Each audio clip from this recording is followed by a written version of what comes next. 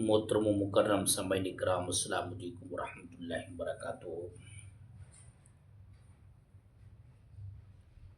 الف لام میم، الف لام میم بدیع الصلاۃ التحیات سماوات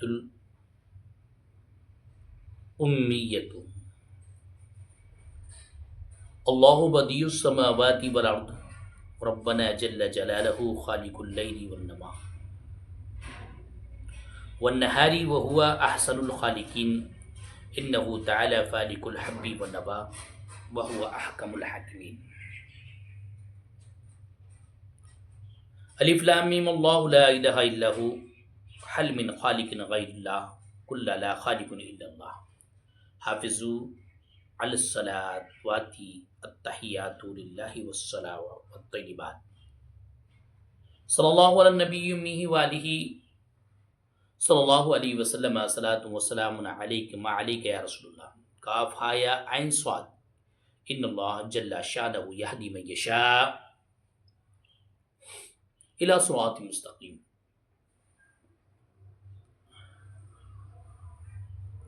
اللہم ربنا ہب لنا من لدنک رحمہ انک انت الوہاب۔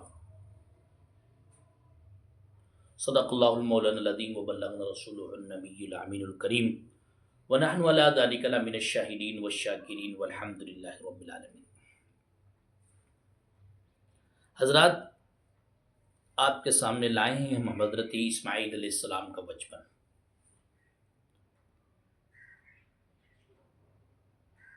چنانچہ ملک عرب سے شمال کی طرف ایک چھوٹا سا ملک فلسطین ہے۔ جب بابل کے کافر ایمان نہیں لائے تو حضرت ابراہیم علیہ السلام وہاں سے ہجرت کر گئے اور فلسطین میں آ کر آباد ہوئے۔ آپ کی دو بیویاں تھیں، ایک کا نام حضرت سارہ اور دوسری کا نام حضرت ہاجرہ تھا رضی اللہ تعالی عنہ۔ حضرت ابراہیم علیہ السلام کے بڑے صاحبزادے کا نام حضرت اسماعیل علیہ السلام ہے۔ وہ حضرت ہاجرہ رضی اللہ تعالی عنہ کے مقدس بطن سے پیدا ہوئی تھی۔ حضرت سارہ رضی اللہ تعالیٰ عنہ کی مبارک شکم سے حضرت اسحاق علیہ السلام پیدا ہوئے،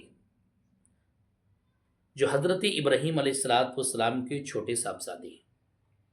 حضرت اسماعیل علیہ السلام ابھی شیر خوار بچے ہی تھے کہ اللہ تعالیٰ نے حضرت ابراہیم علیہ السلام کے پاس وحی بھیجی کہ اسماعیل اور ہاجرہ کو مکہ پہنچا دو۔ دیکھ رہے ہیں ہم، بچپنے کا عالم ہے، ابھی شیر خواری ہے، اور رب نے وحی فرما دی کہ ان دونوں کو مکہ پہنچا دو۔ اس زمانے میں مکے کی سرزمین پر کوئی آبادی نہ تھی، آس پاس صرف ببول وغیرہ کے درخت تھے، کوئی آبادی نہیں، بیاباں جنگل، باقی سنسان چٹیلا میدان تھا، سنسان چٹیلا میدان، اور پانی کا تو کوسوں تک نام و نشان نہ تھا، دور دور تک پانی کی کوئی گنجائش نہ تھی۔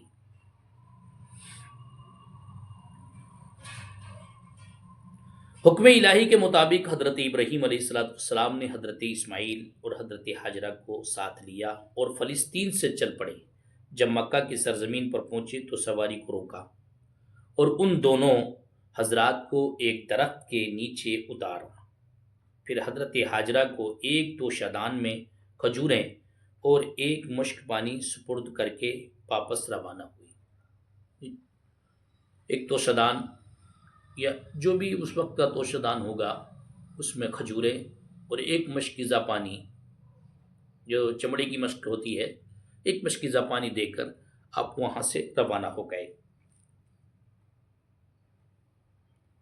آپ کو واپس جاتے دیکھ کر حضرت ہاجرہ رضی اللہ تعالی عنہا نے پوچھا، حضرت ہمیں اس سنسان بیابان میں کس کے سہارے چھوڑ کر آپ جا رہے ہیں؟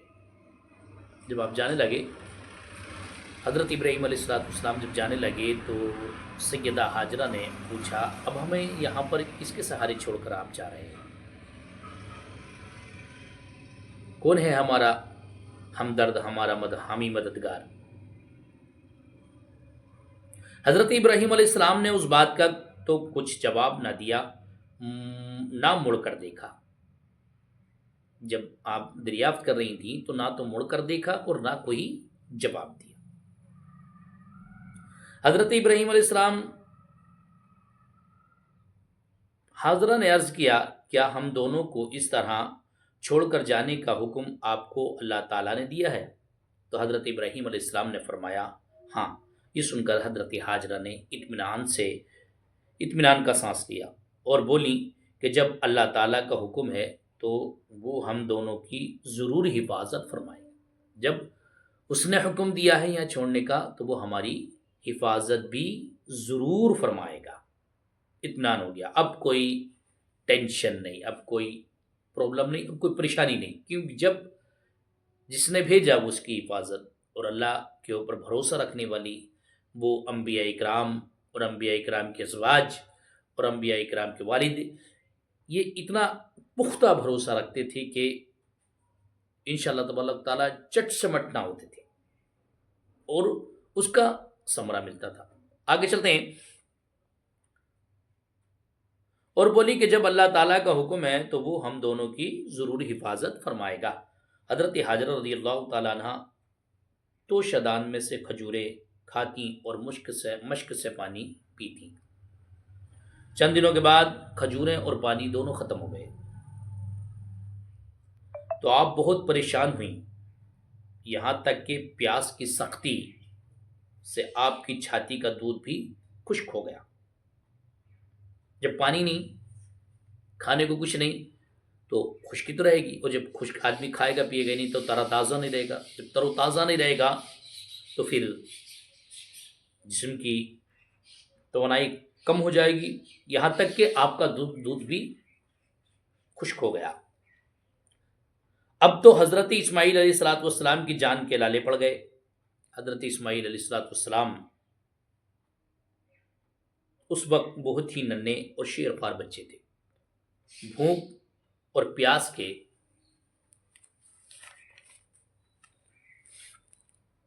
مارے تڑپ تڑپ کر ایڑیاں رگڑنے لگے۔ حضرت حجرہ رضی اللہ تعالی عنہا دل ہلا دینے والا یہ سما دیکھ کر بے تاب ہو گئی۔ کوئی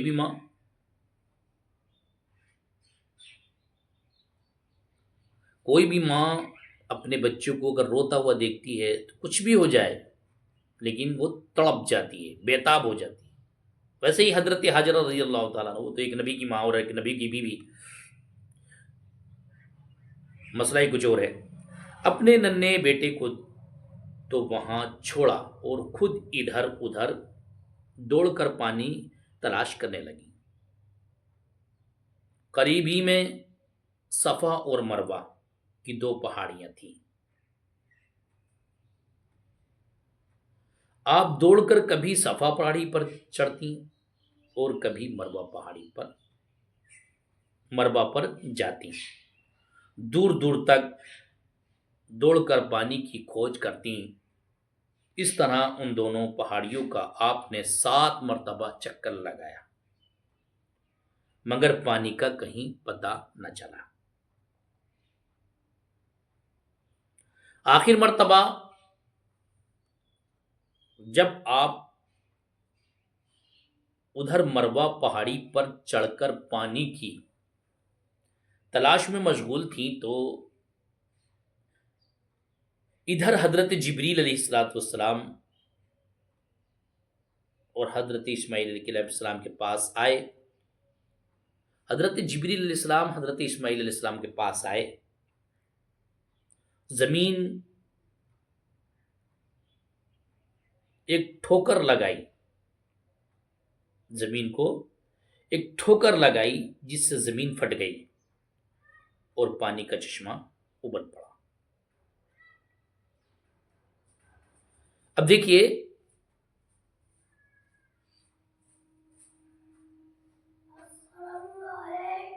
رب قدیر کتنا مہربان ہے.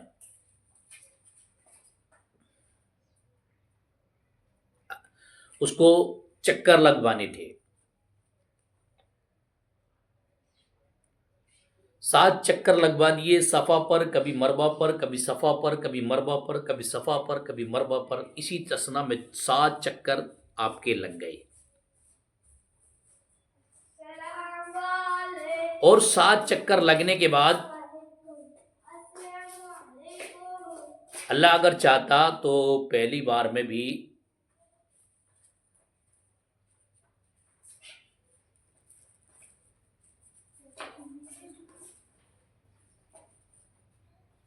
چشمہ جاری کر سکتا تھا، لیکن اس نے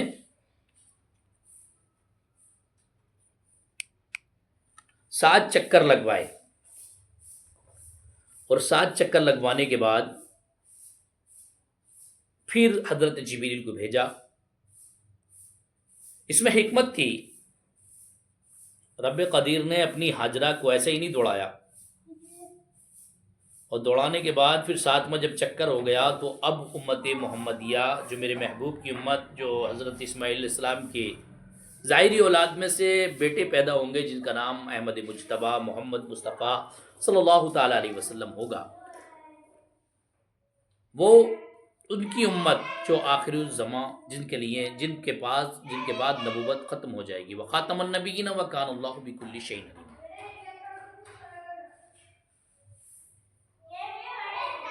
پہاڑی پر چڑھ کر آخر مرتبہ جب آپ حضرت جبریل علیہ السلام، زمین پھٹ گئی اور پانی کا چشمہ ابل پڑا. جب حضرت حاجرہ مایوس ہو کر واپس آئیں تو حضرت اسماعیل کے نزدیک ابلتا ہوا چشمہ دیکھ کر بہت خوش ہوئیں.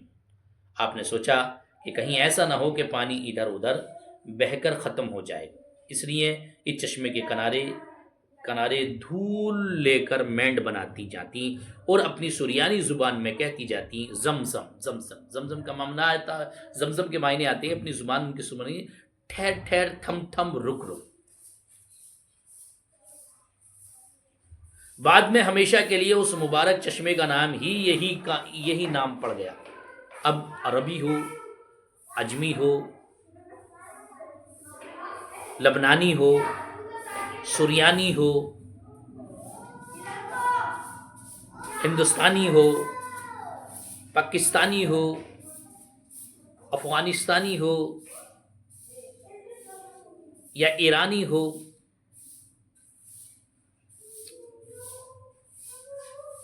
یا یورپی ہو، دنیا کے کسی بھی خطے کا آدمی جائے گا تو اسے آب زمزم ہی کہے گا. آب مانے پانی کے، زمزم مانے ٹھہرا ہوا پانی. دنیا کا ہر خطے میں اس پانی کا نام آب زمزم ہی کہلائے گا.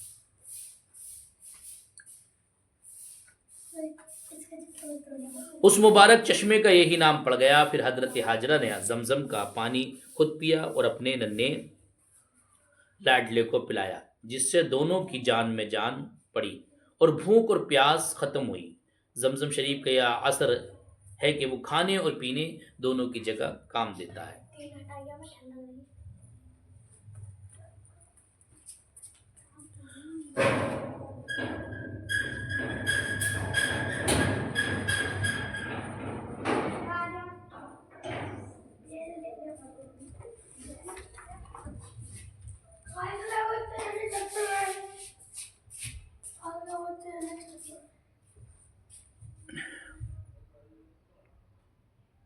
اس مبارک چشمے کا یہی نام پڑ گیا. پھر حضرت حاجرہ نے زمزم کا پانی خود پیا اور اپنے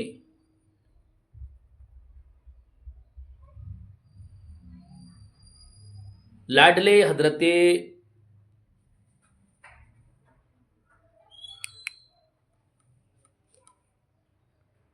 کو پلایا، جس سے دونوں کی جان میں جان پڑی اور بھوک پیاس ختم ہوئی.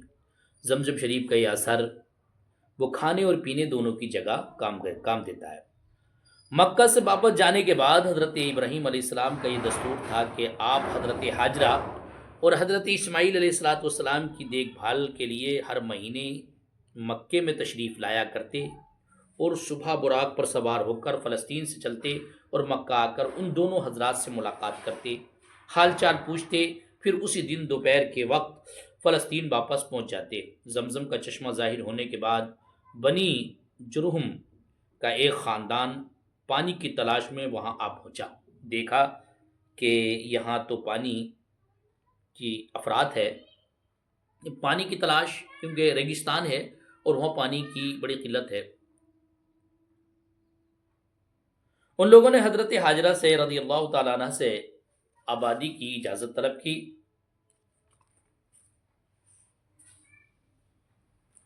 آپ نے اجازت دے دی، وہ لوگ بھی وہیں آباد ہو گئے۔